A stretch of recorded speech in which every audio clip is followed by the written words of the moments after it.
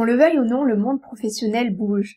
Nous ne sommes plus dans des schémas classiques, mais dans des écosystèmes mobiles. Les comportements évoluent, de nouveaux modes de travail apparaissent, et nous assistons à une profonde transformation des espaces de travail qui sont plus ouverts, plus partagés et plus collaboratifs. La place du travail est devenue nomade, digitale et hyper connectée. Plus besoin d'être physiquement présent au même endroit pour pouvoir travailler ensemble. Les équipes sont diversifiées et aux quatre coins du globe. En théorie, il ne suffit que d'une connexion à Internet pour pouvoir travailler ensemble en remote. Il y a quelques années, la tendance était au décloisonnement avec les open space. Vous savez, ces grandes pièces avec plusieurs espaces de travail pour faciliter la communication entre employés. Mais ce concept est controversé à cause du bruit et du risque de distraction. L'organisation du travail se fait de plus en plus en réseau et à distance.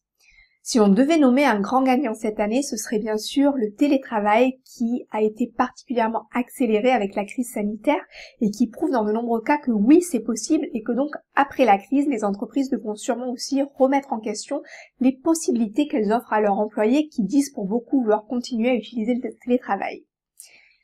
Et les autres, eh bien pour d'autres au contraire, le contact avec les collègues s'est avéré beaucoup plus important que ceux qui ne l'auraient pensé. On voit qu'il faut une certaine discipline pour pouvoir être dans l'efficacité du travail de chez soi. Il faut avoir le matériel nécessaire à disposition, tout d'abord.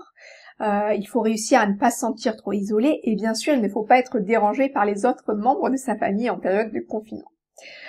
On voit également apparaître de nouveaux concepts tels le coworking qui permet de partager un même espace de travail entre travailleurs indépendants ou encore le desk sharing, c'est-à-dire des bureaux flexibles qui sont mobiles et sans attribution personnelle, donc un bureau qui appartient à tout le monde. Le concept flex s'annonce comme la grande tendance des prochaines années et correspond à l'ère du temps qui est de partager plutôt que de posséder. C'est déjà le cas par exemple pour les voitures avec le car sharing et la tendance s'intensifie à d'autres domaines.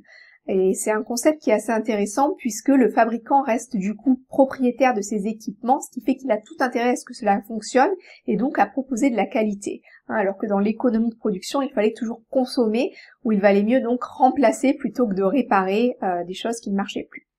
De manière générale, la nouvelle génération rêve à des espaces plus inspirants, des espaces de coworking avec plus de mobilité, plus de communication et moins de hiérarchie pour plus de bien-être au travail. Pour les entreprises, le challenge consiste à maintenir la motivation des employés à distance et à réussir à faire vivre le collectif autrement. Il s'agit de trouver le juste milieu entre bien-être individuel, collectif et productivité.